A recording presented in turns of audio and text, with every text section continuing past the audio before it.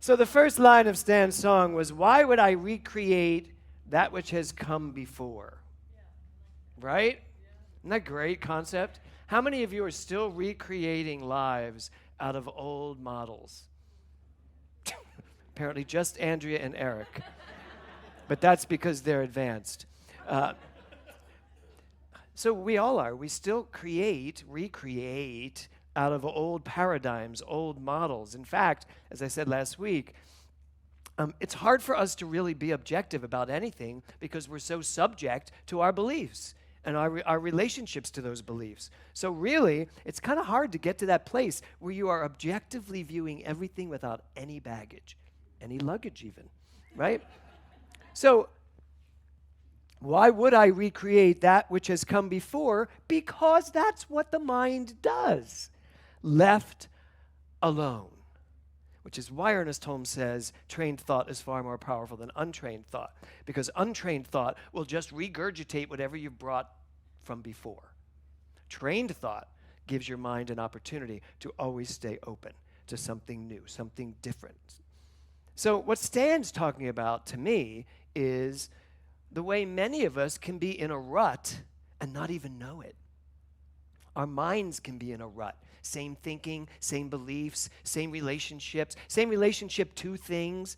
And we can suddenly be in this rut and not even be aware of it. We think we're living and thinking and making choices, but we're making choices based on past beliefs. We're living based on things we thought we liked. We're aiming at things because we had desires back then. And yet there's this amazing moment, this amazing, electric, infinite, expansive moment to start all over again. Do you ever hear yourself say to anybody, "Oh, I've always been like this"? Remember saying that? "I've always been like this." Don't point to your husband and do that, or your fiance. Yes, you're just like that. It's so easy to see it in others, isn't it? So, how about this? "That's just the way I am." How many have ever said, "That's just the way I am"? Come on, you all have said it at some point. "That's just the way I am." Well, really? Who made you that way? It's just the way you are. Did you come out of the womb annoying? Or "That's how I was raised." How many of you have said, "That's how I was raised"? Right? Andrea, you're hitting all these boxes. "That's how I was raised," as if it's their fault. It's my mother's, my father's fault, my grandparents' fault. All of them that raised me, them that done raise me, turned me into this, right? And this one, which I really love, "It is what it is." Have you ever heard yourself say that? It is what it is. Is it? I mean, yes, it is what it is, but what are you going to do about it? Just let it be what it is? It is what it is. Nothing I can do. It's like Joselito first talked about. "Oh, well, I'm powerless over this." He's not powerless over what happened. He's powerless over the facts, but I don't care about that. That's not very important. The relative facts aren't as important as what my relationship to them is. That I can do anything about and everything about. I can turn from a catastrophe to a staycation or to an adventure or to whatever comes through you. But nothing's going to come through you if you're in a rut, if you're in this rut. So science of mind, the philosophy of science of mind that I love so much, when we say it is what it is, no. In the science of mind philosophy, it isn't just what it is. You have the power, and you have the power to take action to turn it around anytime you choose. Whatever it is you're looking at, it is not what it is. It's what you make it. That's how it works. So nothing's what it is. It's the way you decide to relate to it. And everyone in this room could have the exact same physical relative experience, and it would be uniquely different to each and every one of you. Why? Because it's not what it is. It's what you make it. And that's what we have to look at these days. The science of mind philosophy, what I love so much, when I first walked into a science of mind church and heard David Walker say, there's a power for good in the universe and you can use it, and that what you are using your mind to do creates your future, I was hooked instantly. And I was a really good Catholic boy growing up. I mean, I was going to be a Franciscan priest. From the time I was like 4, I remember I was going to be a Franciscan priest. I didn't know that they couldn't have sex, but once I found that out, it was over. Or shouldn't. But I had religion ingrained in me, but not really religion, spirituality, as I've come to understand. There was something in me that always knew that there was something even more than me. And for a while, it was the God in the sky, of course. And then for a while, it was energy. And then for a while, it was I chanted and I followed the teachings of Buddhism. And then Marianne Williams got her hooks in me, and I was involved in the Interfaith Church in New York. And then Unity, Eric Butterworth, which was amazing. And then David Walker.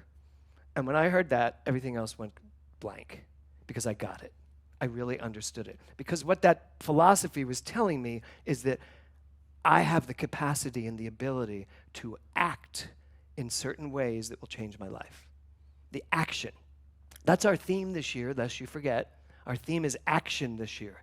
This philosophy asks you to take action in your life, to not just let it be what it is, to use your mind to recreate, reimagine, understand, and then allow your life to go in whatever direction you choose to go it in, no matter what. Principle is not bound by precedence, as we have learned. So, John Livesey has a new book out called The Sail is in the Tail, and I listened to it over the last week, and it's really remarkable. But in there it asks you John asks in the book, he says, when someone says, what do you do? What do you tell them?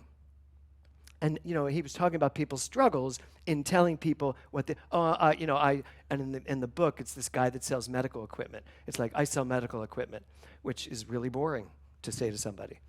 And so I was listening, and it was like, what do you do? And if I were to say I'm a minister, I guarantee you every time I say I'm a minister, people immediately treat me differently. They're like, oh, okay, I'm sorry I said that word a minute ago. I'm like, it's not that church. But I had to do some work. And I was like, okay, so what do I want to say really when someone says, what do you do? And I've decided my answer now is, I help people remember who they are. And that's it. That's really my entire job.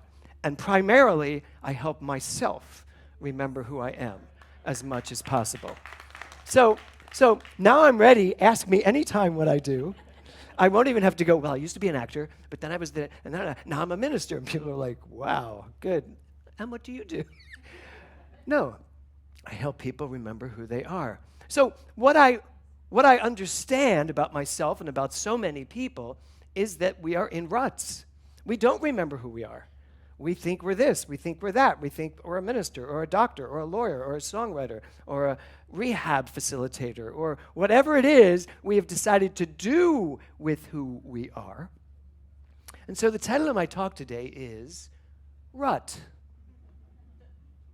But I want you to notice the one shirt on that thing there, which could take me out of a rut and into a drag show, apparently.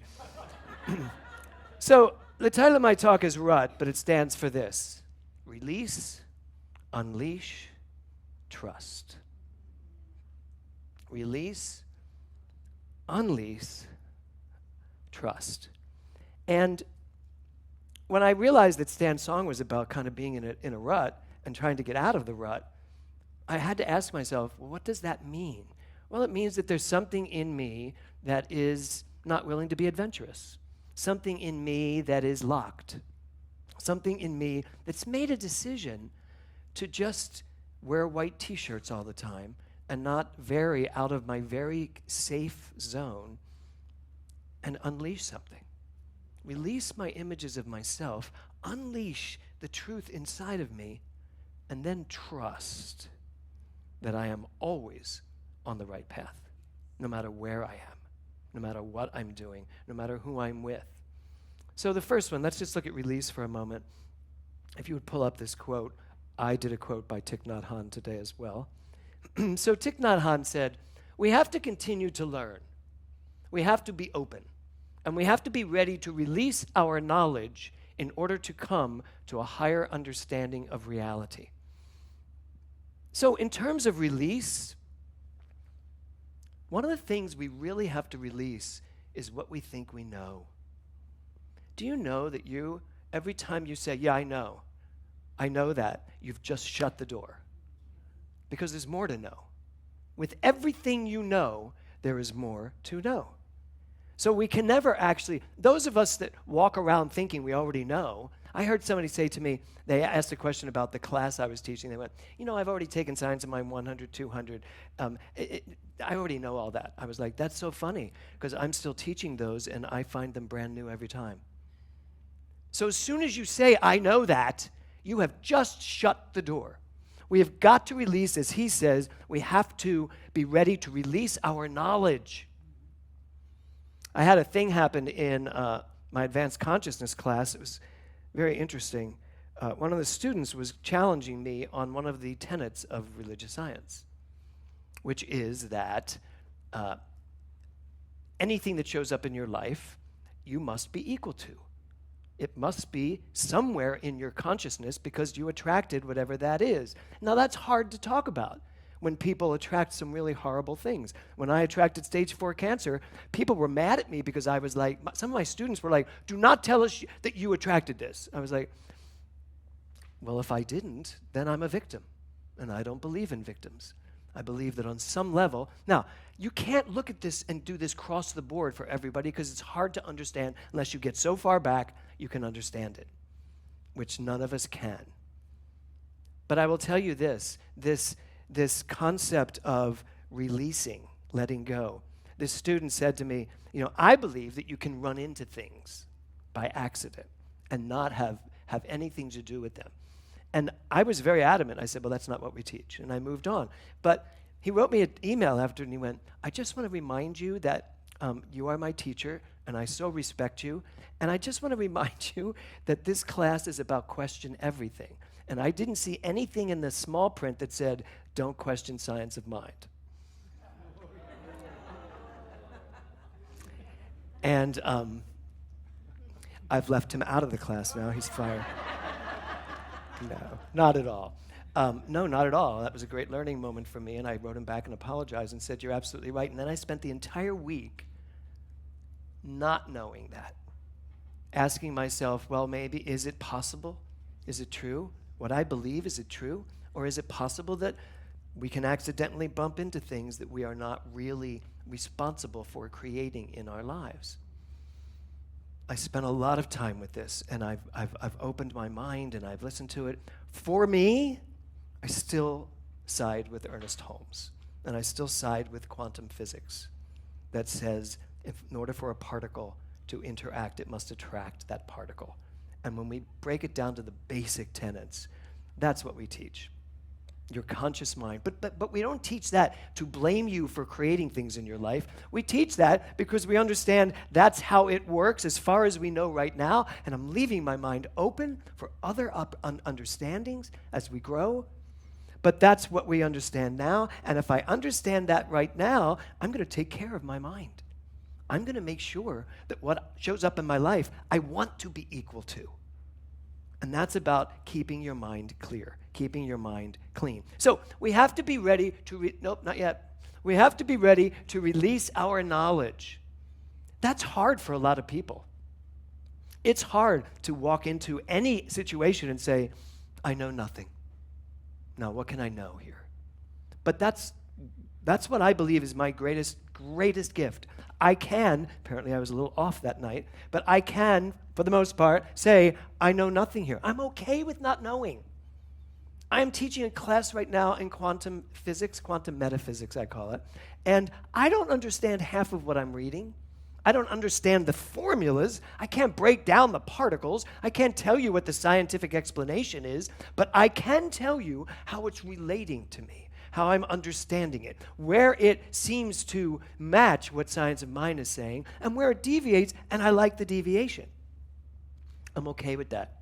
I'm okay that some of the people in some of these classes actually have more knowledge of science than I even might, and they seem to be okay with it too. So I invite you in this first understanding today of release to let go of everything you think you know. Because the minute you do that, you're going to find other ways of expressing yourself that maybe no one's expressed before. I remember when I was writing my first musical, and I was writing the opening song to the show called Things We've Collected, and Stephen Schwartz, who knows exactly what he's doing, writing musicals, he came and sat to my house, sat down. I played him the opening song, and he went, he was like, that's weird. I said, you're not supposed to be able to put those notes together that way. He said, play that again, and I played it again. He goes, he said, it sounds great. He said, but it's so weird. I was like, what does this mean? Should I can it? Or he's, no, go with it. Because I didn't know. I didn't know how to write. I just played the piano and moved my fingers around and sang. That, to me, is allowing something in you to release your ideas of what it should be and find your unique voice. So now let's go to the second one, Unleash, from Glenda Jackson on actors. She says, you'll love this, Bonnie, our job is to unleash the play. It's not just about your character. It's not just about your character or interaction with the other characters. There's an energy in all good plays which you have to find. And that is part and parcel of ensuring that the audience gets what it's about. I thought I'd do that today since we're all going to see, most of us are going to see Holland Taylor tonight. So there is something inside of you that wants to unleash the most magnificent life for you. It's already written. It's already decided. It's already produced. They've already done all their funding. They've got the money. It's all done. It's ready to be open the doors to the public.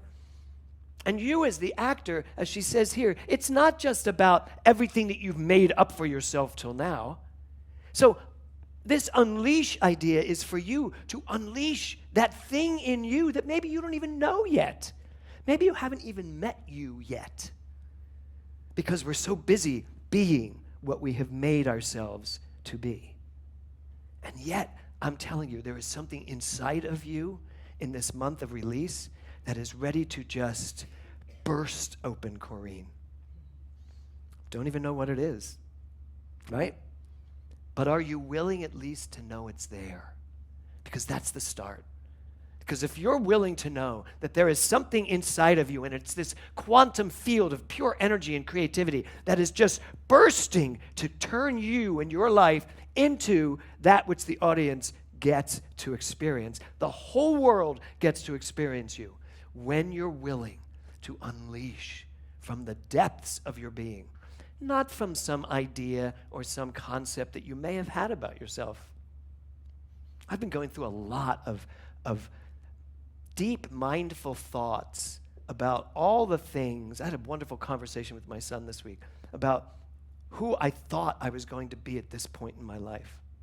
And he was so sweet. We were talking about how my career leapt into being right in my early 20s, and then I just kept going, and I had disappointments and things I wished had changed. And my son, as I was explaining one episode that I said, you know, that would have been cool if I had gotten that part instead of Kevin Bacon. I said, that would have been cool. And he went, you know what, though, Dad? I probably wouldn't be your son. I said, well, he said, no, really, that would have been a whole different life. He said, I'm here talking to you because your life is exactly what it is. It went where it went, and here we are. He's taking over the church next week, I think. And I said, yeah, no, I do get that. I do get that. But do I get that? Do we really get it? That just because everything has brought you to this moment, that you don't have the right to unleash something completely different? And I told him that. He said, no, I always love to imagine what you're going to do next. I said, yeah, me too. I'm really excited to see what wants to be unleashed. But it can't be something that I think in my mind. It can't be critical thinking that brings it into action. It has to be something like a tidal wave that just moves through me, and it's like, oh, I guess this is what I'm doing next. That's what we have to look forward to if we're willing to, which brings me, of course, to the last of my R.U.T, trust. And this is Johann Wolfgang von Goethe. As soon as you trust yourself, you will know how to live. As soon as you trust yourself, you will know how to live. And the important part of this quote is this: remember who you are. As soon as you trust that you are something other than this human form, doing a job, eating, drinking, sleeping, as soon as you trust that you are more than that, as soon as you know yourself as the universal presence, now you'll know how to live from that place. Now you will be willing to release all the stuff you thought you knew. Now you will be willing to unleash everything that you are. It's funny, I had to clean Kevin's office yesterday because he was rehearsing, and many of you were coming, and I couldn't let you see his office like that. So I told him I'd clean it, and he had these reviews, all these piles of reviews, and I picked them up, and I was moving them across the room, and I saw that it was a review of Jesus Christ Superstar. And it was one of the reviews. Obviously, I was playing Jesus. And I thought, oh, what did this critic say? Now, mind you, this is 33 years ago. And the critic said, James Mellon, while having an amazing singing voice, seems to lack the charisma to play Jesus. I was like, what? I don't remember that review. And then I was like, James, it was 33 years ago. Are you going to get pissed off at a review from 33 years ago? And maybe you didn't have the charisma at that moment because the director directed it badly. So, I don't know. And then I'm like, wait a minute. And then I look across and it's like red-lined and yellowed out. Kevin Bailey is brilliant as Pontius Pilate. I was like, really? I think you should not have kept that review because of what he said about me. But it just showed me, I was like, oh my God, I can still get so caught up in who I was and who I wasn't, and what did work out and what didn't work out, and why did this succeed and why did this fail? It's like, exhausting. Anybody? It just gets exhausting. Because I stand here right now filled with charisma, ready to just unleash this onto whoever wants it, and I'm happy to be where I am. So, yes, I now get to remember that I am here to help people remember who they are while remembering who I am. And, you know, life is really amazing. It truly is amazing. I can change my mood just by looking into the past at something that will change my mood. I can also change my mood just by looking into the future and wondering, am I going to be able to do that? Or